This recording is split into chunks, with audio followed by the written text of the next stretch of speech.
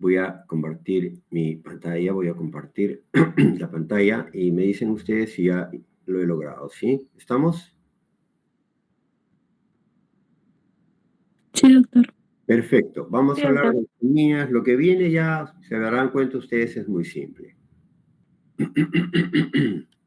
Entonces, ¿qué es una ostomía? Ya lo hemos entendido. Procedimiento quirúrgico, se practica una comunicación entre la víscera hueca y la superficie corporal. El libro dice la pared abdominal, pero ya lo hemos entendido de un mejor modo. ¿Es una fístula virtual? Sí, pues, porque no siempre se va a exteriorizar. El término exteriorizar es válido. ¿Qué se exterioriza? La víscera hueca, la boca ostomal. Ahora, la clasificación la entendemos, pues, ¿no? Según su permanencia. En este sentido, las pueden haber las que van a durar temporalmente o las que de hecho van a quedar de un modo permanente. Según su función, hemos visto, ¿no? Desfuncionalizantes, descompresivas, derivativas. Y acá hay algo más.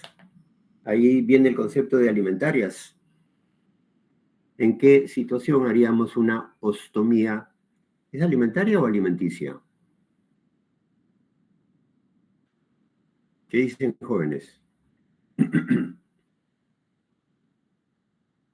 ¿Ya se fueron? Participen, pues, jóvenes, así hacemos dinámico esto, y no es un paporreteo de como si yo fuera un loro y ustedes escuchan solamente. ¿Será alimentaria o alimenticia la gastrostomía? Sí, alimentario, ¿Por qué es alimentaria? porque su función es, o sea, de por sí el procedimiento no da alimento, o sea, no es alimento. Perfecto, lo has dicho muy bien. ¿Tu nombre, por favor? No veo los nombres. Angelo. Es correcto, pues, ¿no? Porque ¿quién come gastrostomías? Si nosotros comiésemos gastrostomías, serían alimenticias. Entonces son de orden alimentario, pero no me voy a detener, el paporreteo médico está muy difundido, pues, ¿no? Vamos a escuchar un montón de cosas en el hospital, ustedes sobre todo, y que no necesariamente se deben repetir, pues, ¿no? Ese es el paporreteo. Pero bueno, no me voy a detener en eso. Y según su localización, también hemos visto, ¿no? Ya en detalle. Ahora vamos a hablar de la traqueostomía. Ya entendemos qué es una traqueostomía. Es el anclaje quirúrgico, ¿no? De la tráquea en la piel cervical. Y de hecho es para el acceso a la vía aérea superior. Pero acá hay tres conceptos que debemos distinguir bien. Miren, traqueotomía, traqueostomía y cricotiroidotomía. ¿Qué será una traqueotomía? Muy semejante a traqueostomía. Y la definición la tenemos muy clara. ¿Qué cosa es un ostoma? Ya lo dijimos. Es una boca. Una boca. Una traqueotomía no es una boca. ¿Qué significa tomía en cirugía? Simplemente incisión, apertura, incisión. No, nunca digan corte, por favor. ¿Ah? Esa es una herejía quirúrgica. Los cirujanos no hacemos cortes. Un ampón en la Victoria con un vidrio les hace un corte y ese no es cirujano. ¿Sí? Tampoco nosotros hacemos cortes. Bueno, traqueotomía involucra simplemente una sección para el acceso en situaciones de emergencia, ¿no? Para llegar a la vía aérea. Y no hacemos el anclaje de la tráquea a piel. ¿Y qué será la cricotiroidotomía? Su nombre lo dice, pues, ¿no? Tomía es una incisión. ¿A qué nivel? A nivel del cartílago cricoides. Entonces son tres conceptos que debemos tener claro. ¿Cuándo haríamos una cricotiroidotomía? Pregunto. Y de pronto, ¿por qué no también una traqueotomía? ¿Se acuerdan de la maniobra de Hemlich? Sí, doctor. Eso salva vidas, ¿cierto? Un atragantamiento que está generando anoxia, hipoxia, el paciente se está quedando sin oxígeno. Tenemos que realizar la maniobra, practíquenla, porque siendo médicos, ustedes le pueden salvar la vida a un paciente. Y eso no es con cita, no es que llamen a un médico, no. Uno está parado al lado del paciente, de quien está sufriendo, un mismo colega. A mí me ha pasado esto con un colega. Yo simplemente tenía el concepto teórico y tuve que hacerlo. No es fácil, hay que usar mucha fuerza, pero al menos sabía cómo se hacía. Tenía el concepto de cómo realizarlo. Y en buena hora funcionó y le salvé la vida al colega. ¿Sí? Tenemos que, así como hacer una flebotomía, que ustedes ya, me imagino, harán en las prácticas, también le puede salvar la vida a un paciente. Paciente chocado, completamente chocado, necesita transfundirle algo, una traqueotomía lo más rápido posible, en el lugar accesible, le salvamos la vida. Y una cricotiroidotomía es igual. ¿Cómo haríamos una cricotiroidotomía? ¿Se les ocurre? Ya no voy a detenerme en muchas elucubraciones, pero les voy a dar algo. Entre cartílago cricoides y tiroides, ¿no? Cuando se presenta una obstrucción de vía aérea superior. Claro, pero ¿cómo lo hacemos? ¿Con un bisturí? Bueno, como es el caso de emergencias, he escuchado que hasta con un lapicero. A ver, si tú tienes un lapicero, míralo, le sacas la carga y te queda un orificio con una punta roma. ¿Tú podrás hacer una incisión por el cartílago cricoides con eso? Yo lo veo imposible. Particularmente lo veo imposible. Sin embargo, yo comparto un tip para lo cual estoy preparado. Espero que no me ocurra, pero estoy preparado. El mismo lapicero, todos generalmente son tubulares. Ustedes lo parten con uno de los extremos, que queda como un tubo hueco. Buscan un lugar que sea rugoso, que puede ser el cemento incluso en el piso, y comienzan a frotar hasta darle, ¿sí?, un ángulo tipo aguja hipodérmica. ¿Me dejo entender? Jóvenes, ¿me dejo entender? Sí, doctor. Entonces, ese lapicero ya se convirtió en un instrumental con el cual ustedes, punzando, porque ya se convirtió en cortante, punzo penetrante, pueden llegar a través del cartílago cricoides. Y con eso le salvan la vida al paciente. Que pueden generar todo un montón de complicaciones, no importa, le salvaron la vida al paciente. Pero eso es estando preparado, tener un plan estratégico para saber cómo actuar. Si ustedes se quedan solamente en que le sacan la carga al lapicero y se van a pasar todo el día ahí tratando de ingresar y nunca lo van a hacer, y el paciente ya se fue. Bien, entonces ya tenemos claro estos tres conceptos. Traqueotomía, que es solo incisión; traqueostomía, que es el anclaje quirúrgico de la tráquea a piel; y cricotiroidotomía, que es la incisión del cartílago cricoides. Aquí está la definición, ya la tenemos. Un poco de teoría, estas pueden ser electivas, pues, ¿no? Pero finalmente todas son terapéuticas, de orden terapéutico. Están orientados, como hemos dicho al principio, siempre a resolver una necesidad de la condición clínica del paciente. Y así tenemos que el conjunto de situaciones son muchas. Ejemplo, una obstrucción mecánica secundaria, por decir, un tumor de la vía aérea, parálisis laringea, malformaciones congénitas, ejemplo, una membrana, quemaduras de la vía aérea superior. Otra condición, enfermedades pulmonares, por ejemplo, un edema pulmonar agudo, enfermedades del sistema nervioso central, accidente cerebrovascular, craneotomía, profiláctica, ¿no?, que va acompañada o se antepone a algo que va a ocurrir. Por ejemplo, en este caso acompaña una cirugía radical de cuello, resecciones pulmonares, etc. Una eliminación inadecuada de secreciones bronquiales, sobre todo en pacientes que están postrados, ¿no? Debilidad de la pared torácica. Enfermedades neuropulmonares, se entiende, ejemplo, una miastemia graves, un síndrome de Guillain-Barré, entre otros. Depresión del centro respiratorio, con un conjunto de entidades, ¿no? Traumatismos torácicos. Y si se dan cuenta ustedes, el ámbito clínico es mucho en los cuales se puede hacer estos procedimientos que hemos mencionado. Ahora, como siempre, pues, ¿no? Cuando nosotros ya focalizamos mucho más, nos vamos al procedimiento en sí. La técnica quirúrgica tiene que ser reglada. Y de pronto yo ya he conversado con algunos de ustedes, ¿no? El cirujano siempre, para actuar de un modo protocolizado, debe tener referentes. Si hablamos de pared abdominal, para incidir, que es lo primero que tengo que hacer, son los referentes anatómicos de la pared abdominal. Con ello hago mi incisión reglada. Ustedes ya saben cuáles son esos reparos anatómicos. Perfecto. Una vez que yo ingresé a la cavidad abdominal, yo ya hice el abordaje quirúrgico. Ya sabemos qué cosa es abordar quirúrgicamente. Y ahora, si voy a realizar determinado procedimiento, nuevamente, para hacer un procedimiento protocolizado, yo tengo que tener en cuenta algo que está ahí y que es inamovible, no modificable. Son los referentes anatómicos de la estructura que voy a operar. Ejemplo, una apendicectomía. Entonces tendré que buscar los referentes del apéndice que me van a permitir, en principio, localizarlo y segundo, tratar estos elementos para poder finalmente hacer la exéresis, en este caso del apéndice.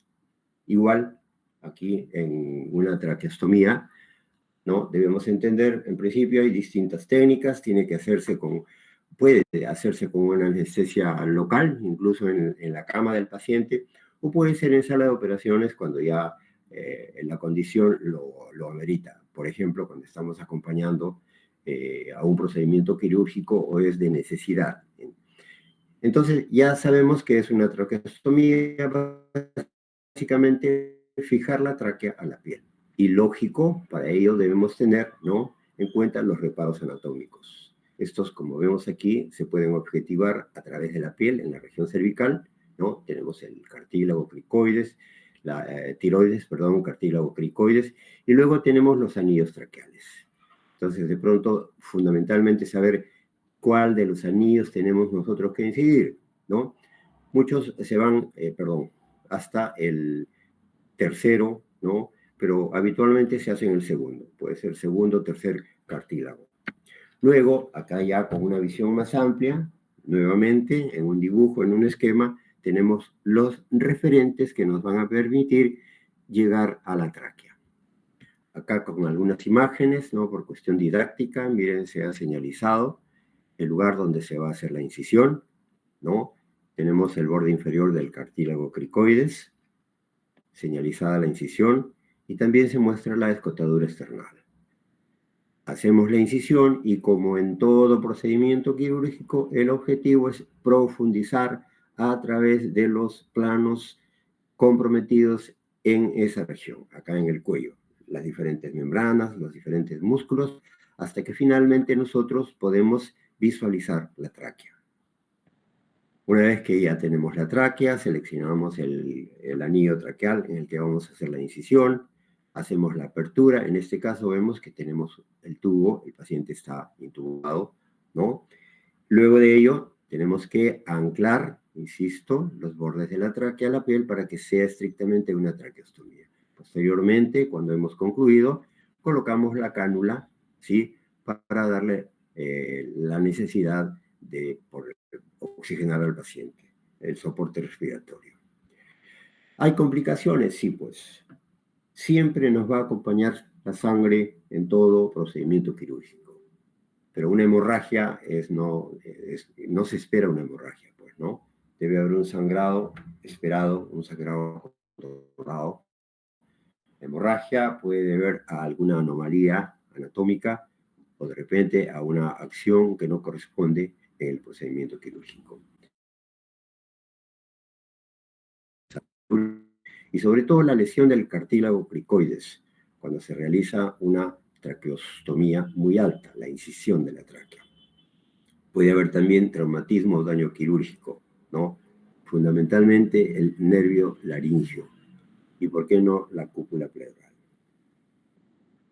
Y hay complicaciones mediatas. ¿Qué significa? Después de transcurrido un tiempo. Ejemplo, el enfisema subcutáneo. ¿Cuándo puede ocurrir esto? Cuando los bordes de la tráquea no han sido suturados adecuadamente en la piel y el aire que ingresa como que sale también se va entre esos planos y diseca el celular subcutáneo y se convierte en un enfisema subcutáneo. Puede ser de mucha envergadura. Cuando ocurre esto, ya voy a cortar la explicación, simplemente hay que esperar que ese aire sí desaparezca por sí solo. No hay que hacer ningún tipo de intervención.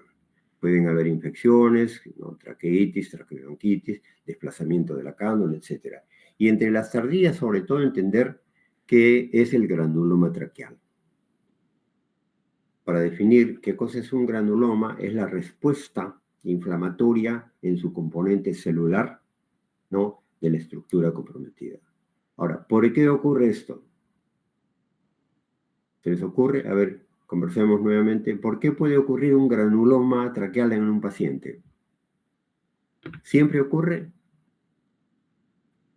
Jóvenes, ¿algún voluntario?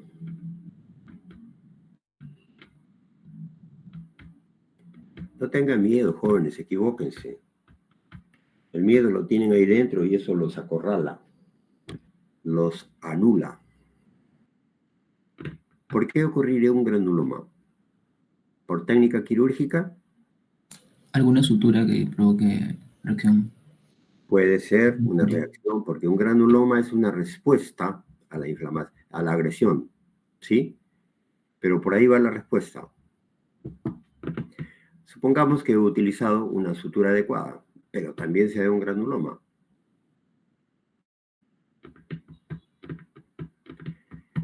Por una infección del sitio quirúrgico.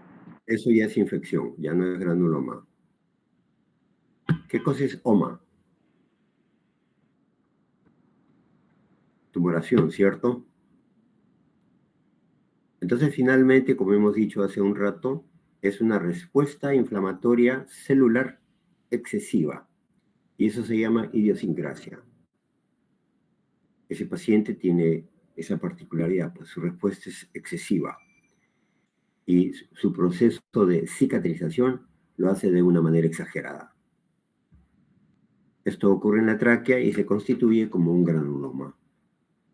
Traqueomalacia, cuando hemos cometido algunas maniobras muy bruscas a través de la tráquea, ¿sí?, de modo tal que va a dejar una debilidad de los anillos traqueales. Y de pronto fístulas que puede deberse a también alguna técnica inadecuada, ¿no? Y la estenosis de la laringe, cuando, por ejemplo, nosotros en la incisión de los anillos hemos sido muy agresivos, hemos hecho una resección muy amplia, y luego cuando hemos suturado la tráquea a la piel, hemos disminuido la luz de la tráquea. Por consiguiente, puede haber una estenosis, es decir, un estrechamiento a nivel de la luz. Ahora vamos a hablar del esófago. También pues entenderemos que es la comunicación quirúrgica del esófago a través de los planos, dejando pues un orificio que comunica la luz esofágica con la piel. Es el anclaje quirúrgico del esófago a la piel cervical. Puede ser transitoria, definitiva, nuevamente obedecerá a la condición clínica del paciente, ¿no? ¿Cuándo hacemos esto? También pues hay un ámbito muy amplio, por ejemplo, en afecciones benignas, por citar cirugías por ruptura esofágica, en casos de querer drenar, esofagitis por cáusticos, quemaduras, dehiscencias en posoperatorios complicados, cuando hay la condición clínica de una fístula, ¿no?, por intubación traqueal prolongada. En afecciones malignas se entiende necesariamente neoplasias, pues, ¿no? Cuadro obstructivo por un cáncer, cuando se intenta descomprimir, ¿no?, por un cáncer del aparato digestivo, y también en situaciones totalmente excepcionales, ¿no?, la vía de alimentación. Veremos que, por excelencia, para realizar una ostomía de alimentación, siempre, habitualmente, nos vamos a referir al estómago. Nuevamente, tener en cuenta ya para la técnica los reparos anatómicos, sobre todo para entenderlos, darles el tratamiento adecuado. Hecha la incisión, ¿no? Siempre cuando nosotros estamos trabajando en una estructura tubular, pensamos en el eje lineal, ¿no?, de la estructura, y la incisión la hacemos de modo transverso respecto del eje lineal. ¿Por qué transverso? Miren, si yo, por ejemplo, hago una incisión lineal, no necesariamente voy a caer en la estructura, puedo caer aquí al lado. Y cuando comienzo a disecar, nunca voy a llegar al órgano. Sin embargo, si yo hago una incisión transversa, comienzo a divulsionar y la probabilidad, ¿sí?, es que de todas maneras encuentre la estructura.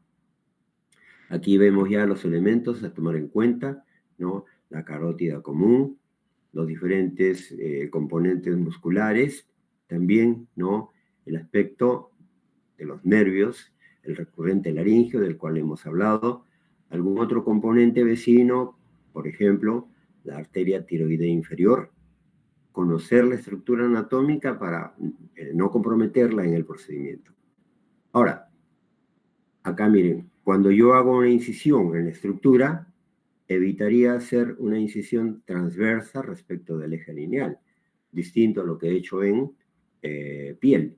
¿Por qué? Preguntaríamos. Ya no me voy a detener, pero intento dejarme entender, sí. Si yo hago una incisión transversa, ¿sí? ¿Qué pasa si nuevamente este paciente tiene una reacción excesiva a la cicatrización? Va a generar un estrechamiento de la luz y finalmente una estenosis esofágica. En cambio, si yo hago una incisión siguiendo el eje, por más retracción que pueda haber acá, no va a comprometer finalmente el tránsito intraluminal. Luego, dentro del procedimiento, ¿no? Diferentes maniobras para exteriorizar el esófago, como estamos viendo acá. Finalmente, hacer la incisión en el esófago y, por lógica, tener que anclar los bordes del esófago, ¿no? De la boca esofágica, boca ostomal esofágica a la piel. Hay situaciones particulares en que la boca esofágica puede exteriorizarse a nivel de la región pretorácica. ¿En qué situaciones? Ejemplo, en mi especialidad tenemos lo que se llama una atresia esofágica. ¿Qué cosa es eso? Es una ausencia parcial o puede ser casi total del esófago. Entonces ese niño, ¿no? Nace con una especie de dedo así, el esófago colgado a nivel del cuello, y ciego, pues, no tiene comunicación con el estómago. En esos casos, ¿qué es lo que hacemos? Hacemos una disección y anclamos, si es posible, primero a nivel del cuello.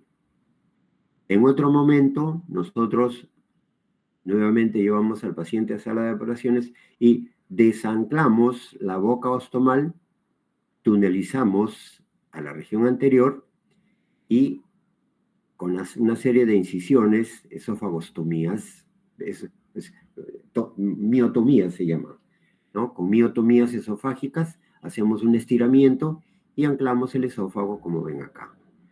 En el tiempo nuevamente, ¿no? Podemos desanclar esta boca ostomal que está en la región torácica, hacemos una incisión a este nivel, ¿no? Hacemos nuevamente miotomías y elongamos el esófago. ¿Para qué? Supongamos que el estómago está acá, en determinado momento yo ya he conseguido un estiramiento del esófago extracorpóreo, ¿no? Y tendré que desanclar y a nivel del cuello ya un procedimiento de cirugía mayor, ¿no? Hacer una anastomosis esófago gástrica resolviendo el problema del paciente. Si bien es cierto, esto involucra mucho trabajo, pero es lo ideal. ¿Por qué es lo ideal? Porque es lo más funcional. En otras situaciones no es tema de esta exposición, pero de pronto, en pos del tiempo, para solucionar esto, se hace una transposición colónica o incluso hacemos una anastomosis llevando el estómago dentro del tórax y anclando el estómago con un tubo aquí a nivel cervical. Eso se llama ascenso esofágico. Son conceptos complementarios un poco para entender que sí, pues, ciertas oportunidades, una ostomía podemos, ¿no? Llevarla a nivel de la pared anterior torácica. Complicaciones, como en todo, siempre nos va a acompañar la hemorragia, hematomas que nosotros debemos cuidar, enfisema subcutáneo, neumomediastino, lesión de los nervios periféricos, necrosis, ¿no? Obstrucción de la vía aérea, etc. Y ahora pasamos al tema de la colecistostomía. La víscera involucrada, ya lo entendemos, es la vesícula. Y aquí viene pues el concepto que les hablaba yo de que nosotros no vamos a exteriorizar la vesícula, simplemente vamos a drenarla a través de un tubo colocando. Pero en estos tiempos, sí, bueno, ¿cuándo hacemos esto? Básicamente cuando queremos descomprimirla, ¿no? pacientes que no son aptos a tolerar una cirugía abdominal y, por ejemplo, como elección para un drenaje percutáneo. Indicaciones, en estos tiempos, ¿no? Este procedimiento, entendiendo que estamos acudiendo a la cirugía mínimamente invasiva, se hace la colecistostomía percutánea, que significa a través de la pared abdominal nosotros vamos a llegar a la vesícula. La gran mayoría de casos están referidos a cuadros de colecistitis por un cuerpo extraño, llámese cálculo. También puede ser por tratamiento antibiótico inicial y en pacientes, ejemplo, ¿no? Por el riesgo que involucra un paciente de 70 años, ¿no? Más aún con comorbilidad, ¿no? Y con una vesícula distendida y leucocitosis persistente, hablándonos de un cuadro infeccioso. Entender que es un procedimiento que amerita recursos, ¿no? Y sobre todo personal especializado. Nosotros acá tenemos una sonografía, una ecografía, y de manera dirigida vamos a colocar este catéter que están viendo ustedes aquí, ¿no? A través de la pared abdominal y dirigida a la cavidad de la vesícula. Acá en unos esquemas ven ustedes, ¿no? Es transparenquimal, llegamos hasta la vesícula y en el lugar dejamos el catéter, ¿no? Que se llama en cola de chancho, por la apariencia que tiene. Catéter en cola de cerdo, ¿no? Esta es la imagen final del procedimiento concluido. Complicaciones, nuevamente, hemorragias, neumotórax, perforación de vísceras,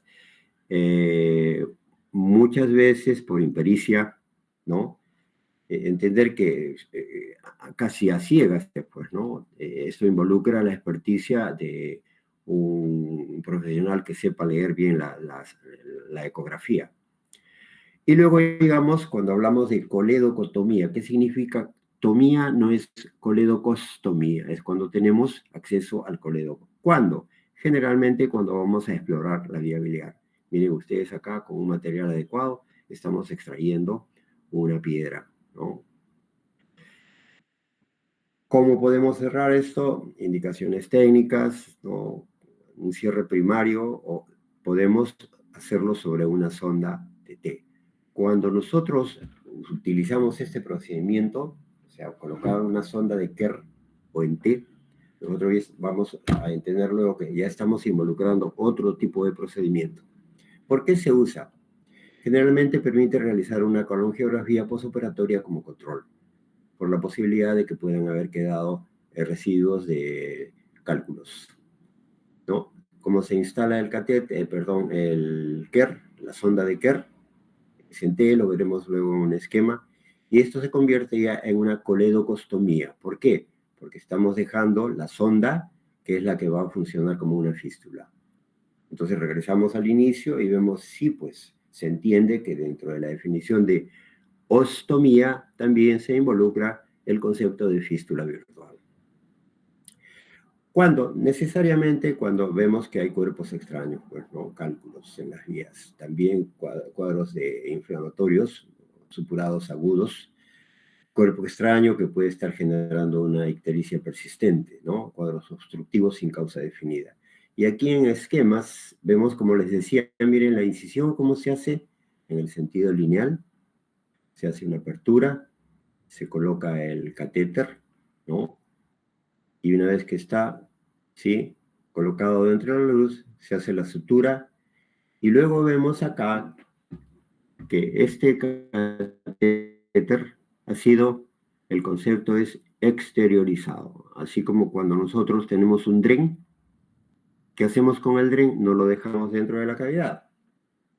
El término quirúrgico es exteriorizar.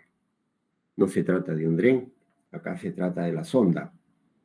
Hemos exteriorizado la sonda. Y si ustedes recuerdan cuando llevaron el tema de los drenes, hay dos formas de exteriorizar estos cuerpos. Son cuerpos extraños, pues, ¿no? Pero útiles. Ustedes ven acá la herida operatoria. Esto pudo haberse exteriorizado por la herida operatoria.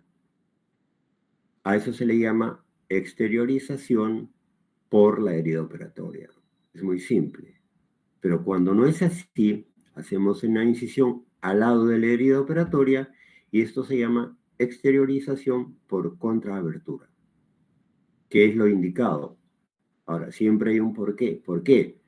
Supongamos que aquí puede haber un cuadro infeccioso, pueden haber manipulaciones de otro orden, y si está en la herida operatoria, nos compromete, ¿no?, el curso, esperaríamos, favorable de esta herida. Por eso dejamos que esto corra su suerte propia, y aquí simplemente hacemos una incisión, ¿no?, al lado de la herida operatoria. Incisión por contraabertura. Y luego pasamos a lo que es la gastrostomía. Y aquí, con mucha claridad, vamos a entender el concepto del ostoma y de la fístula. Acá yo me detengo para compartir un aspecto mnemotécnico, o sea, una manera de entender las diferentes técnicas relacionadas a gastrostomía. Y ya no me voy a detener, simplemente las voy a mencionar y me gustaría ser claro. Desde ya les digo, pueden participar, porque si no, esto es solamente un soliloquio de parte mía, y siempre intento que sea interactivo. No puedo hacer las preguntas que quisiera porque no estamos presencialmente, pero si ustedes pueden hacerme preguntas, con todo gusto.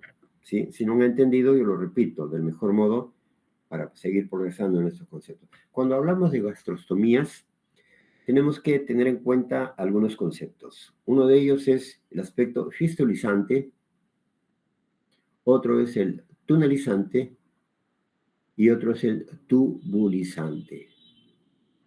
En estas tres afirmaciones tenemos uno de los elementos: tubo, fístula y túnel. ¿Qué significa? Que las gastrostomías se van a agrupar en cualquiera de estos conceptos, de modo tal que van a haber gastrostomías fistulizantes, en los que no voy a exteriorizar, ¿sí?, la víscera, sino voy a colocar una sonda que va a hacer las veces de una fístula, y a través de la luz de esta sonda va a funcionar como una fístula artificial. Entonces será una gastrostomía fistulizante. Luego ya, de acuerdo al nombre propio que tenemos, veremos cuál de ellas es fistulizante. Luego vamos a tener una tunelizante. ¿Qué significa esto? Yo diría que es un híbrido, porque primero tenemos que hacer la técnica como si fuese una fistulizante, pero antes de ello, antes de exteriorizar la sonda, tenemos que hacer un túnel. ¿Qué es esto?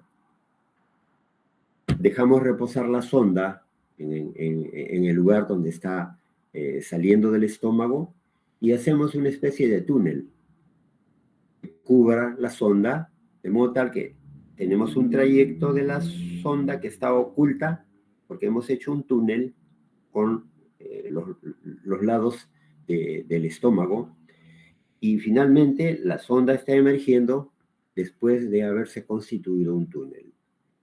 Entonces serían gastrostomías tunelizantes. Y finalmente el concepto de tubo, ¿no?, nos lleva a entender que con el estómago realizamos un tubo, ya veremos cómo, y ese tubo lo hacemos del mismo estómago, lo hacemos progresar a través de los planos de la pared abdominal, y para que obedezca al concepto de ostoma, tenemos que anclar los bordes del estómago en la piel. Entonces, nuevamente repitiendo, gastrostomías fistulizantes, tunelizantes, tubulizantes. Las indicaciones son muchas, pues ahora las entendemos, ¿no? Neoplasias, enfermedades neurológicas, fístulas, enfermedades caquéticas y todo un conjunto de entidades dentro de las diferentes especialidades. Pero entendiendo la función, podemos aplicarla a cualquiera de estos ámbitos. Contraindicaciones: se entiende una obesidad mórbida, ascitis, entre otras. ¿Por qué? Porque no van a permitir, en principio, la funcionalidad del procedimiento que estamos proponiendo. Como hemos dicho, vamos a clasificarlas, entender de acuerdo a su función, que hay alimentarias, descompresivas, por su permanencia, temporales, permanentes. Las temporales tienen algunas características, básicamente recubiertas de cerosa, entre otros no pierden jugos, su confección es con menor tiempo sobre todo, tienen un cierre espontáneo, o sea que no tenemos que hacer cosa, sino retirar probablemente la sonda, ¿no? El tubo permanece constante y puede deslizarse fuera de la fístula también. Y las permanentes sí están pues recubiertas por mucosa. Y aquí viene, para entender un poco, con nombre propio, las diferentes gastrostomías. Ahora ya entendemos, miren ustedes acá. Esta, por ejemplo, donde la sonda emerge directamente del estómago, con este tubo vamos a generar una fístula, ¿no? Entonces es la de Stamm, será una fistulizante. Esto nos permite recordar, entender, diferenciar de las otras. En este caso, miren, la sonda igual está emergiendo del estómago, pero antes de exteriorizarse, a través de la pared abdominal, con los lados del estómago, nosotros hacemos un túnel. Eso lo veremos más adelante en otras gráficas, pero se trata de una gastrostomía tipo Witzel, tunelizante. Y aquí miren, con cierta área del estómago, vamos a hacer un tubo. Eso lo veremos en gráficos más adelante, pero aquí tenemos estas variantes, tubulizantes, ¿no? Más aún, en este gráfico vemos las temporales, son las de Witzel y Stamm, en que se coloca una sonda. Y las permanentes son aquellas que, ¿no?, a expensas del estómago, realizamos un tubo. Ya esto lo hemos visto, ¿no? La de Stamm, ¿cómo se hace esto? Tenemos que imaginar el punto de inserción de la sonda. ¿Qué es lo que imaginamos? El estómago. Entonces, para ello nosotros tenemos que hacer dos bolsas de tabaco concéntricas en el lugar donde vamos a hacer la incisión para progresar la sonda de gastrostomía. Y aquí lo vemos, miren ustedes, se han hecho dos bolsas de tabaco, una interna, otra externa, ¿sí? Se ha hecho una incisión, se ha ingresado la sonda, en este caso hemos usado una sonda Foley. Habitualmente se está usando, como ven ustedes acá, ¿no? Una sonda Foley. Antes se usaba otro, ¿no? No vale la pena mencionarlo, porque ahora se usa una Foley, porque es fácil de conseguir y sobre todo económicamente es muy cómoda. Luego de haber hecho nosotros este cierre imaginante, lo que tenemos que hacer es, miren ustedes, ¿no? Se exterioriza por contrabertura la sonda. Esto sí es posible, o si no, previo a realizar este procedimiento, hacemos una incisión por contrabertura y primero introducimos la sonda, para no tener que introducir los otros extremos, que son muy amplios y ameritaría una incisión mucho más amplia. Entonces, primero hacemos la incisión por contrabertura, ingresamos el tubo y luego hacemos todo el procedimiento que ya hemos explicado. Pero una vez concluido esto, miren acá, para completar este procedimiento y que se forme realmente el trayecto fistuloso, tenemos que anclar quirúrgicamente, que significa poner puntos simples en 4 puntos cardinales. Peritoneo, aponeurosis posterior, estómago, muy próximo al catéter, por llamémosle norte a esto, ¿sí? Un punto, luego el punto del este también, el punto del oeste, y luego aquí el punto del sur, o sea, 4 puntos cardinales. Uno, que es posterior respecto al cirujano que está acá, 2 laterales, derecha, izquierda, y uno anterior. ¿Sí? Norte, sur, este, oeste, 4 puntos cardinales. Y finalmente nosotros tendríamos, miren, que el estómago ha sido anclado a la pared abdominal, ¿no? Y finalmente con esta sonda estamos constituyendo una fístula, entendiendo que el contenido del estómago, ¿sí?, va a circular a través del lumen, o sea, de la luz de esta sonda. Habríamos hecho, ¿no?,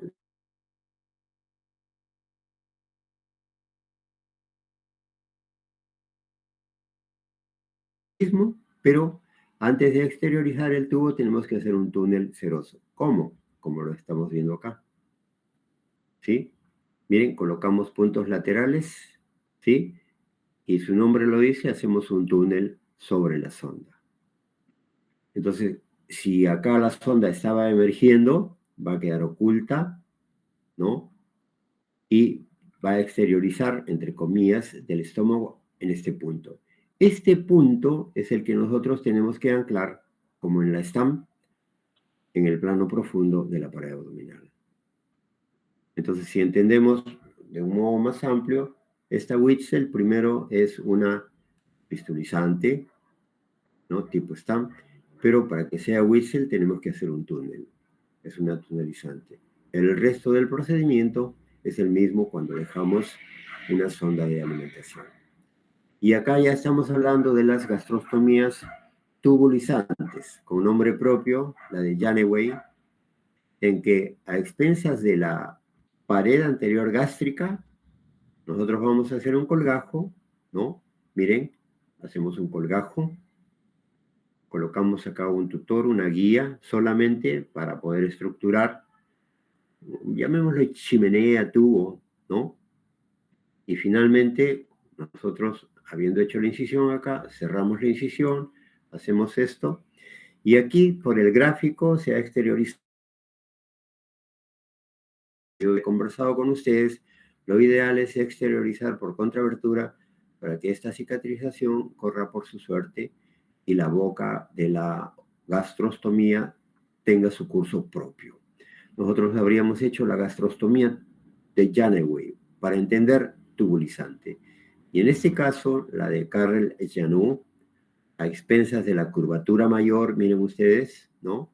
Hemos hecho una sección, primero la de vascularización, luego una sección, un colgajo y hacemos un tubo. Y este tubo es el que se va a llevar a través de los planos de la pared abdominal para anclarse en la piel.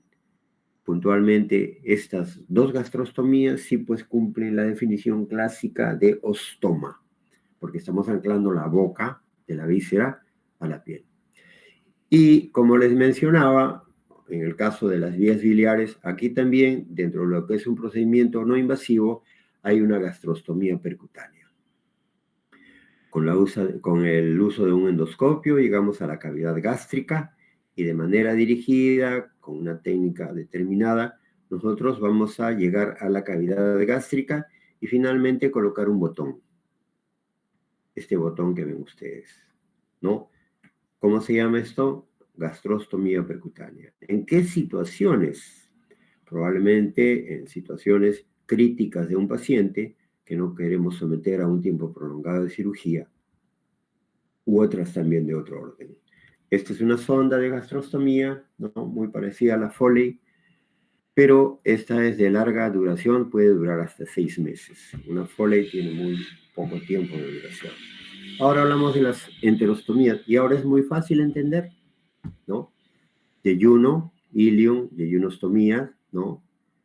Iliostomía, ¿no? Generalmente para alimentación enteral. Jamás vamos a pensar hacer esto de orden alimentario en colon, pues, ¿no?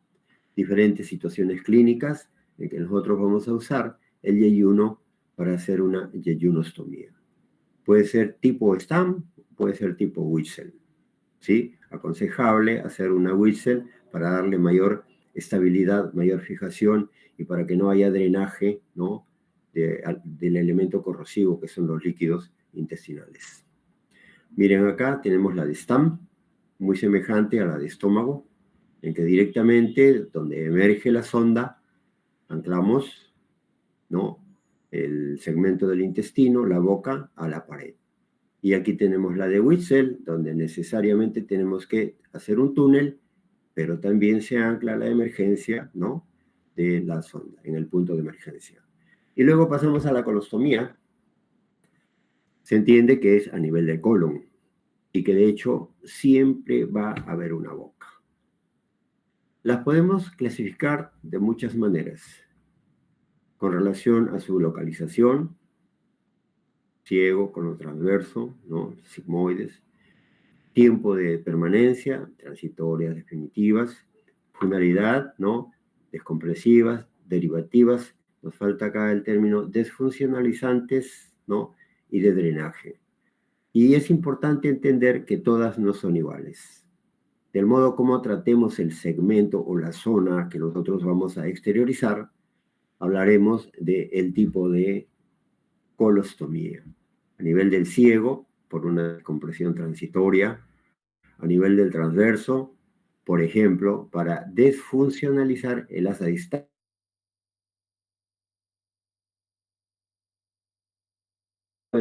como son cuadros oclusivos, perforaciones traumáticas, cierre de lesiones ulcerativas, ¿no? Pacientes que requieren reconstrucción endoperineal. Siempre entendamos que cualquier procedimiento quirúrgico debe adecuarse a solucionar alguna necesidad clínica del paciente. Y eso nos va a dirigir, de hecho, a decidir qué tipo de ostoma nosotros vamos a realizar en ese paciente. En principio, el tiempo a tomar en cuenta. Segundo, su función, cuál va a ser la necesidad. A nivel de sigmoides, ejemplo, perforaciones traumáticas de rectos sigmoides, también como una intervención complementaria, ¿no? En situaciones tipo vólvulos sigmoides, enfermedad de Chagas, ¿no? Entre otros. Neoplasias de colon, vólvulo, enfermedad diverticular, traumatismos, sepsis pelviana, incontinencia anal. Y aquí en un esquema nosotros vemos, ¿no? Las diferentes bocas o diferentes ostomas en el trayecto de todo el colon. Ahora, entendiendo, su nombre dice, son permanentes, pues no, cuando el tránsito intestinal no puede restablecerse con posteridad, ya que el segmento distal ha sido extirpado. Por ejemplo, acá hacen una precisión técnica, ¿no? La forma ideal de estos estomas u ostomas es circular y de un diámetro aproximado de 2.5 centímetros para que finalmente pueda funcionar, dado que es permanente, ¿no? Situaciones clínicas. Podemos citar cánceres, invasión rectal con enfermedad de Crohn, lesiones de médula espinal, la operación de Hartmann, que veremos más adelante, proctitis isquémica, todo un conjunto de situaciones clínicas, ¿no? En determinados pacientes. Las temporales, sobre todo en la fase aguda de una enfermedad. Significa que estas van a cumplir una función transitoria. Ahora sí, vamos a entender las técnicas quirúrgicas que involucran este tipo de ostomas a nivel de colon. Tenemos la colostomía en asa, ¿no? De orden temporal. Y con el gráfico con facilidad podemos entender. Hacemos una incisión en la pared abdominal. Exteriorizamos un asa, por eso se llama colostomía en asa. Hacemos una incisión a nivel del mesocolon. Todo intestino tiene su mesodermo, ¿no? Perdón, mesenterio, tiene su mesenterio. Hacemos una incisión y fíjense ustedes acá, colocamos un elemento, como ven acá, que nos va a permitir que el asa que hemos exteriorizado no retorne a la cavidad abdominal. Una vez que nosotros hemos colocado este elemento, hacemos una incisión a este nivel y luego, como ven ustedes, anclamos quirúrgicamente los bordes del colon a los bordes de la incisión. Y finalmente tendremos este resultado, el que ven acá. Este adminículo, este aditamento, no se va a retirar, pues, ¿no? Ya hemos dicho, nos va a permitir que finalmente, cuando hagamos la incisión aquí, ¿no? Las dos bocas queden, pues, expuestas con el asa. La colostomía tipo Hartmann. ¿De qué nos habla esto? Miren ustedes, de acuerdo al esquema, nos plantea de que siempre existe la posibilidad de que se exterioricen, ese es el término, las bocas o una boca. En este caso, cuando se trata de una colostomía tipo Hartmann, estamos exteriorizando solo una boca. El colon, por alguna razón, aquí ya hay una ausencia de este segmento, por ejemplo, un tumor, un cáncer, ¿no? La boca que queda dentro del abdomen se llama sumergida. La hemos cerrado, la hemos suturado y queda sumergida. Se sumerge la boca, queda dentro de la cavidad. Y solo exteriorizamos la boca proximal. Estamos realizando una colostomía tipo Hartmann. Ahora, de acuerdo a la proximidad de las bocas, de acuerdo a lo gráfico, miren ustedes, tenemos dos bocas que se han exteriorizado, pero una distante de la otra. Aquí, si nosotros olvidamos el dibujo, esto es piel. Y hay un puente cutáneo entre boca y boca. Esta toma el nombre de colostomía de Devine. Dos bocas, ¿no? Con un puente cutáneo interpuesto entre ellas.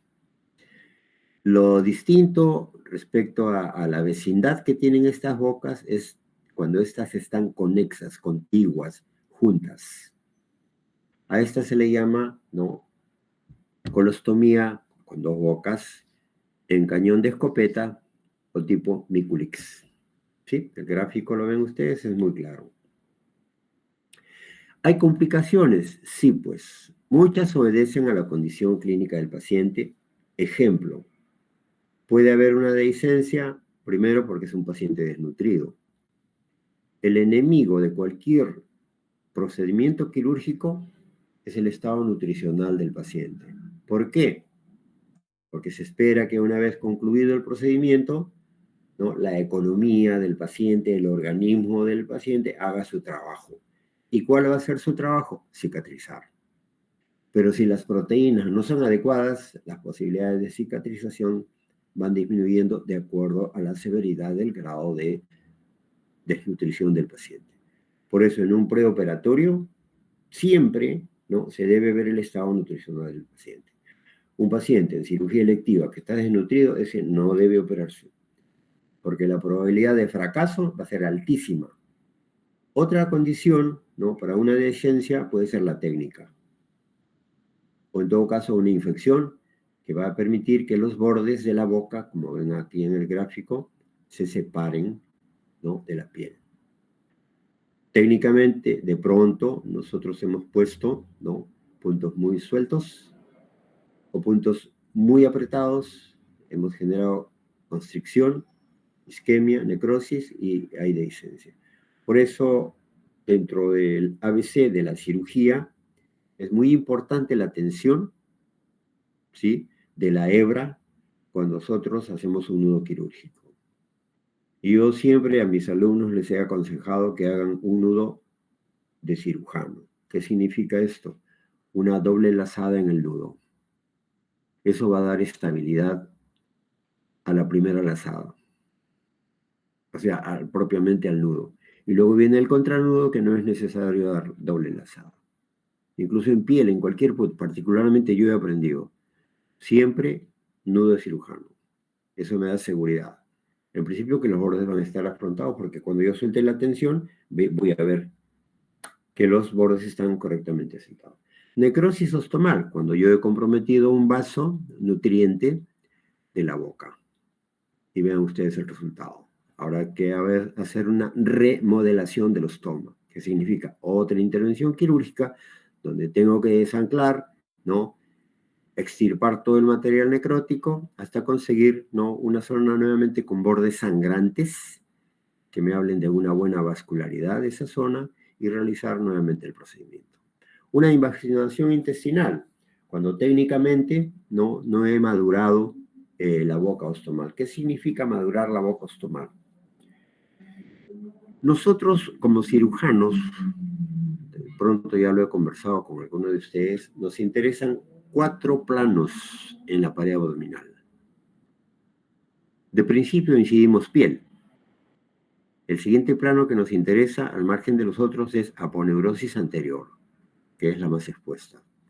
Seguimos progresando, no nos interesan las fascias, las aponeurosis, nos interesa la última, la que está más profunda, esa aponeurosis posterior. que muchas veces está plegada con el peritoneo. Cuando hay tejido graso puede estar muy separado. Entonces, ¿a dónde voy? Para madurar una boca ostomal, nosotros cuando exteriorizamos la boca, no solo hay que anclarla a piel, sino, a ver, imaginariamente, anclamos la boca a la aponeurosis profundo, 4 puntos cardinales, uno acá, un punto acá, otro acá y otro al otro lado. Sigo progresando la boca a través de los planos y cuando llego a la aponeurosis anterior, igual 4 puntos cardinales, norte, sur, este, oeste. Y todavía tengo acá una chimenea, ¿no? Para poder anclar los bordes de piel a los bordes de la boca. Pero aquí hay un paso importante que me va a permitir que se forme una verdadera boca. A ver, imaginariamente introducimos la aguja en este borde y no me voy de frente a los bordes de la boca del intestino, sino piel y un punto a medio camino, cero muscular. Salgo y recién me voy al borde. O sea, piel, cero muscular y borde de intestino. Cuando cierro esto, la boca va a quedar, ¿sí?, hacia afuera. La cantidad de puntos necesarios y verdaderamente se va a formar una boca, ¿sí?, dirigida hacia afuera. Esto va a disminuir la posibilidad de una invaginación ostomal. Entonces, la causa es técnica necesariamente. Evisceración. Hemos dicho, pues, ¿no? Cuando ya hay una dehiscencia total, ¿no? La boca ostomal se ha desprendido por completo y con la maniobra de Valsalva, como es lógico, todas las vísceras, ¿no?, se han exteriorizado. Nos habla de una evisceración. La hemorragia ostomal es muy propia, ¿no? Puede ser por una mucosa muy sensible, con la colocación de las gasas o la misma bolsa, puede comenzar a sangrar. Es una situación muy frecuente. Y aquí viene algo interesante. Ustedes recuerden, cuando hablan de las heridas operatorias, ¿cuáles son las complicaciones de las heridas operatorias? La respuesta, generalmente dicen infección. No, estamos hablando de heridas operatorias de pared abdominal. Y las complicaciones frecuentes sí o sí tienen que ver con la dehiscencia. ¿Qué cosa es la dehiscencia?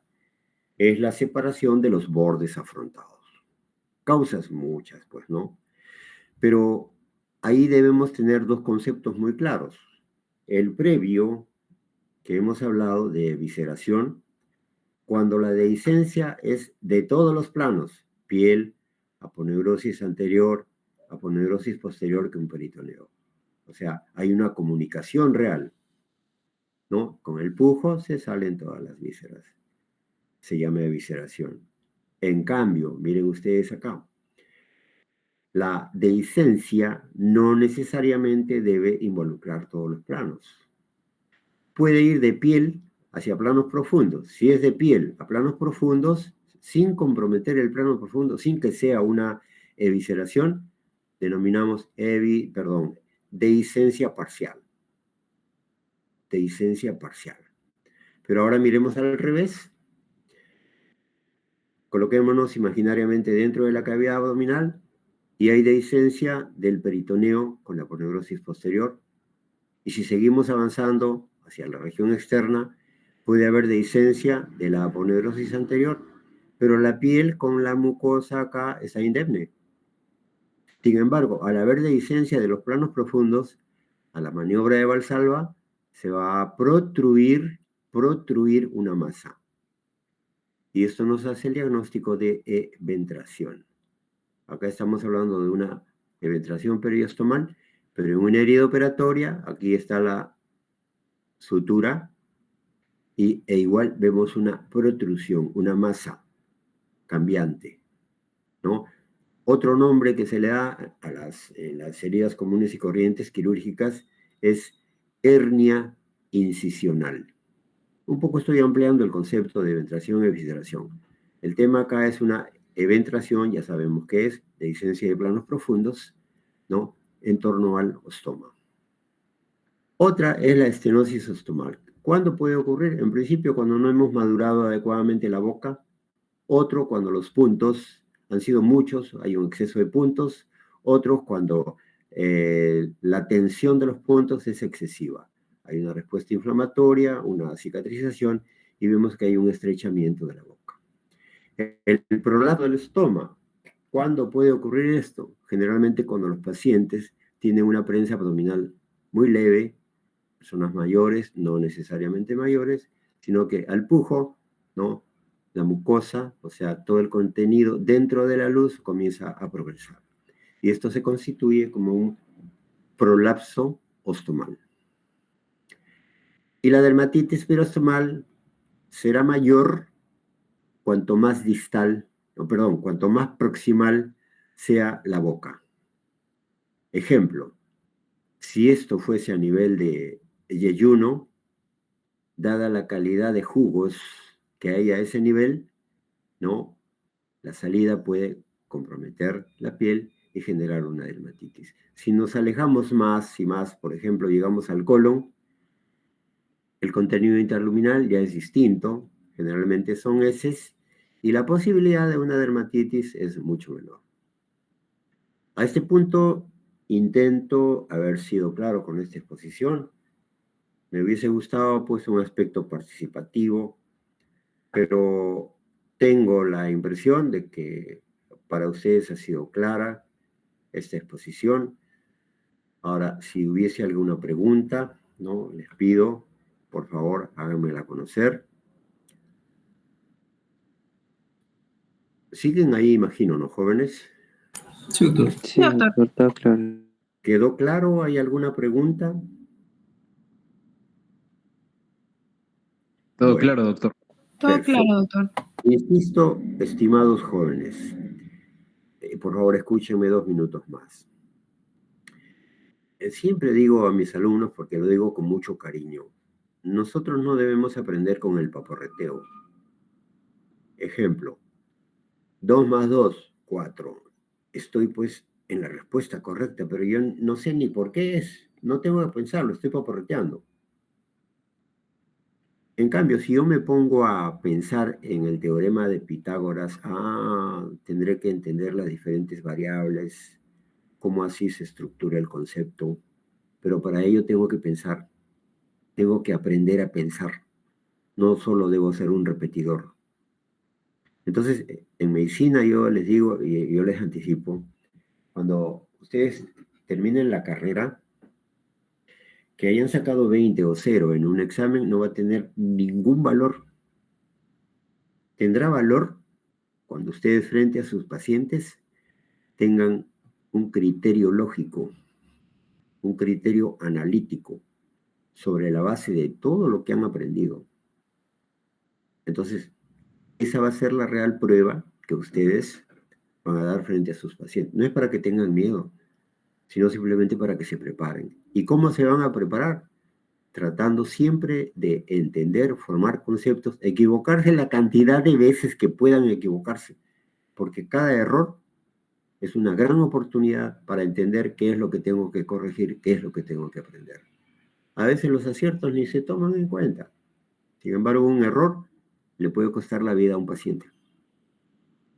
Ustedes cuando estén frente a sus pacientes se encuentran en una situación maravillosa de la humanidad. Están tratando a un ser humano. El ser humano es único. Ustedes son únicos. No hay un clon. Bueno, intuyo, pienso, ¿no? Cada ser humano es una creación única en todo el universo.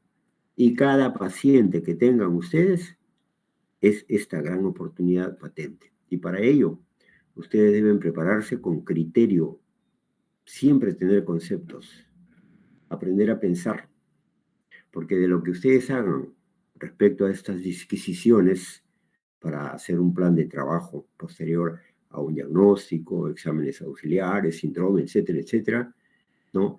Tener una intervención que necesariamente supere las expectativas que trae el paciente o que tiene el paciente, ¿sí? Me gustaría que como colofón, como epílogo, tomen en cuenta esta conversación que estoy teniendo con ustedes para que la lleven a la práctica en su futura vida de brillantes médicos. Espero eso.